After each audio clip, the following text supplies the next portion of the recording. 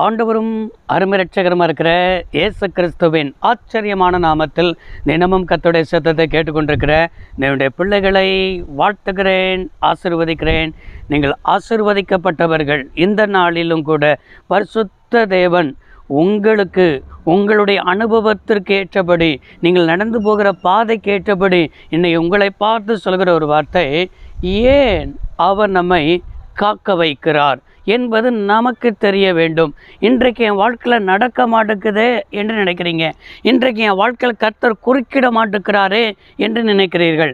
ஆனால் உங்களுடைய வாழ்க்கையில் அது புரிந்திருக்கணும். எது புரிந்திருக்கணும்னா, ஏன் நம்முடைய வாழ்க்கையில் எல்லாவற்றையும் ஆண்டவர் காக்க வைக்கிறார் என்பதற்குரிய ரகசியத்தை தான் இன்றைக்கு கற்றுத்தர விரும்புகிறார். நீதிமொழிகள் 13ஆம் அதிகாரம் 12வது வசனத்தில் இவராய் பார்க்க முடிகிறது. நெடுங்காலமாய் காத்திருத்தல் இருதயத்தை இளைக்க பண்ணும், விரும்பினது வரும்பொழுது ஜீவ விருட்சம் போல் இருக்கும் என்று எழுதப்பட்டிருக்கிறது. நெடுங்காலமாய் காத்து கொண்டிருக்கிறீர்களா? நெடுங்காலமாய் என் வாழ்க்கையில் இது நடக்கணும்னு சொல்லி ஒரு காரியத்தை குறித்து, இல்லை என்று சொன்னால் ஏதோ ஒரு போராட்டமான ஒரு வாழ்க்கையை குறித்து, இல்லை என்றால் வியாதியின் போராட்டத்தை குறித்து, கடன் சுமைகளை குறித்து, சில குடும்பங்களில் ரட்சிக்கப்படாத குடும்பத்தின் நபர்களுக்காக, உங்களுடைய வாழ்க்கையில் ஏதோ ஒரு காரியத்திற்காக நீங்கள் நெடுங்காலமாக ஜெபித்து கொண்டிருக்கிறீர்கள். ஆனால் நெடுங்காலமாக ஜெபித்து உங்களுடைய வாழ்க்கையில் நடக்காதது நிமித்தம் உங்கள் இருதயத்துக்குள்ளே ஒரு சோர்வின் ஆவி இன்றைக்கு காணப்படுகிறது. இந்த சோர்வின் ஆவியை விளக்குவதற்கு தான் கர்த்தர் ஒரு ரகசியத்தை சொல்லி தருகிறார். என்ன ரகசியம்? யோவான் 5ஆம் அதிகாரத்தில் 38 வருஷம் வியாதிப்பட்ட மனுஷன் பெதஸ்தா என்கிற குளற்றண்டையில் அவன் அமர்ந்திருக்கிறான், அவன் படுத்திருக்கிறான். யோவான் 5:5 வாசிக்கிறோம், அவன் 38 வருஷம் வியாதிப்பட்டவன் என்று எழுதப்பட்டிருக்கிறது. 1 வருஷம் 2 வருஷம் அல்ல, 1 வருஷம் 2 வருஷம் பாடுகள் அல்ல. கொஞ்சம் யோசித்து பாருங்க. படுத்த படுக்கையோடு கூட இருக்கிறான். அவனுக்கு உதவி செய்வதற்கு யாருமே இல்லை, அவனுக்கு ஆதரவாய் பேசுவதற்கு யாருமே இல்லை. அவனுடைய வாழ்க்கையில் உறவினர்கள் இருந்திருக்கலாம், உற்றார்கள் இருந்திருக்கலாம், எல்லாரும் இருந்தாலும் ஒரு அனாதையை போல படுத்து கொண்டிருக்கிறான். இதே போல தான் நம்முடைய வாழ்க்கையிலும் கூட எல்லாரும் நமக்கு இருப்பார்கள். எல்லாரும் இருந்தாலும் கூட நம்மளை விசாரிப்பதற்கு யாருமே இல்லை. ஒரு மனிதன் இவ்வாறாக எழுதியிருந்தான், உழைக்கும் பொழுது ஊரெல்லாம் உறவு, படுக்கும் பொழுது பாய் கூட பகை என்று எழுதியிருந்தான். அது உண்மைதானே? உழைக்கும் பொழுது, பணம் இருக்கும் பொழுது என் சொந்தம், என் பந்தம் என்று சொல்லி எல்லாரும் நம்மளை தேடி வருவார்கள். ஆனால் வியாதின்னு வந்துருச்சுன்னா, நம்முடைய வாழ்க்கையில் எல்லாம் இல்லாமல் ஒரு தரித்திரம்னு வந்துருச்சுன்னா, எனக்கு இவனை தெரியவே தெரியாது, யாருன்னே தெரியாது என்று சொல்லி நம்மளை என்ன செய்வார்கள்? ஒதுக்குவார்கள். நம்மளை விசாரிக்க மாட்டார்கள். ஃபோன் பண்ணினால் கூட நம்முடைய ஃபோனுக்கு ஆன்சர் பண்ண மாட்டார்கள், சுவிட்ச் ஆஃப் பண்ணி வைத்து விடுவார்கள். இதுதான் உலகம். இந்த 38 வருஷம் வியாதிப்பட்டவனுடைய நிலைமையும் இவ்வளவுதான்.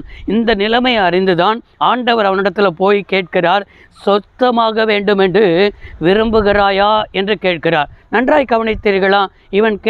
ஆண்டவர் கேட்ட கேள்வி, நீ விரும்புகிறாயாப்பா அப்படின்னு தான் கேட்டார். இவன் என்ன சொல்லியிருக்கணும்?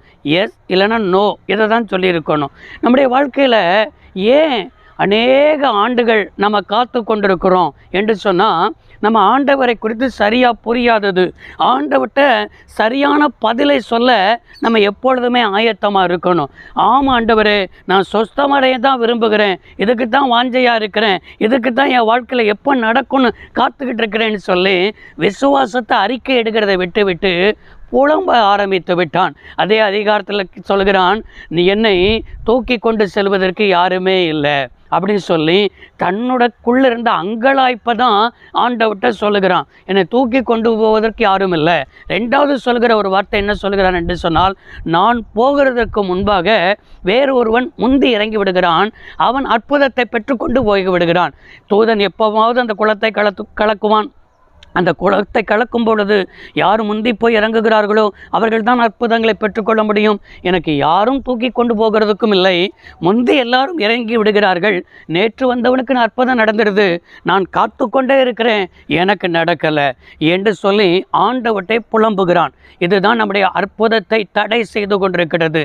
ஆண்டவர் எல்லாவற்றையும் கவனிக்கிறார். ஒன்று நடக்காமல் இருக்குதா, நீங்கள் புலம்புவதை விட்டுவிட்டு விசுவாசத்தை அறிக்கையிட எப்பொழுதுமே வாக்குத்தத்தத்தில் உண்மையுள்ளவர், வாக்குத்தத்தத்தில் மாறாத ஆண்டவர், வார்த்தையை அனுப்பி சொஸ்தமாக்குகிற தேவன் நமக்கு இருக்கிறார். ஆனால் ஆண்டவர்கிட்ட இப்படி சொன்னாலும் கூட அவன் ரொம்ப கஷ்டப்பட்டுட்டான், ரொம்ப வேதனைப்பட்டுட்டான், 38 வருஷம் ஒரே இடத்துல படுத்திருக்கிறான்னு சொல்லி ஆண்டவர் எழுந்திரு என்று சொன்னார். உடனே அவன் எழுந்து நடந்தான் என்று பார்க்கிறோம். சில சமயத்தில் கர்த்தருடைய வார்த்தைக்கு அப்படியே நம்ம செவி சாய்க்கும் பொழுது எப்பேற்பட்ட வியாதியா இருக்கட்டுமே, எப்பேற்பட்ட சூழ்நிலையா இருக்கட்டுமே, எப்பேற்பட்ட காரியமா இருக்கட்டுமே, காற்றும் கடலும் அவருடைய வார்த்தைக்கு கீழ்ப்படிந்தது போல எல்லாமே அவருக்கு கீழ்ப்படியும். எனவே அவர் நம்மளை காக்க வைப்பதற்கு காரணமே நமக்குள் இருக்கிற அவிசுவாசம், நமக்குள் இருக்கிற முறுமுறுப்பு, நமக்குள் இருக்கிற எதிர்மறையான சிந்தை. இதெல்லாம் எடுத்து போடுங்கள். தேவன் மேலே, அவருடைய வார்த்தை மேலே விசுவாசத்தோடு ஓடுங்கள். உங்களுடைய காத்திருப்பதற்கு இன்றைக்கு ஒரு முடிவு வந்து விட்டதுன்னு சொல்லுகிறார். ஜெபிப்போம். சர்வ வல்லமையுள்ள தெய்வமே, அருமை தகப்பன், இந்த வார்த்தையை கேட்ட பிள்ளைகள் வாழ்ந்திருக்க, சுகித்திருக்க, நன்மை அனுபவிக்க உதவி செய்யும். இயேசு ரட்சக நாமத்தில் பிதாவே, ஆமென். கர்த்தர் ஆசீர்வதிப்பார். God bless you all.